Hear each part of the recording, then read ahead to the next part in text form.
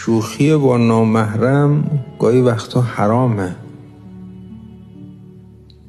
صرف شوخی ها، نه مثلا شما فرض کنید یه خانمی کاملا هم حجابش رعایت شده است، همینطور با هم شوخی کنن تو فضای کار، شوخیش فقط، چون این شوخی تحریک کننده است.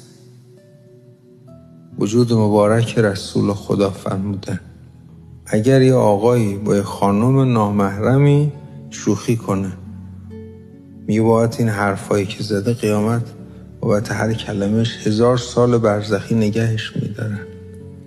خیلی ما تو این زمینه که یه سری گناه ها باعث میشه برزخ انسان طولانی بشه، بله دیگه، تا پاک بشه. تو با نامحرم شوخی میکردی در دنیا.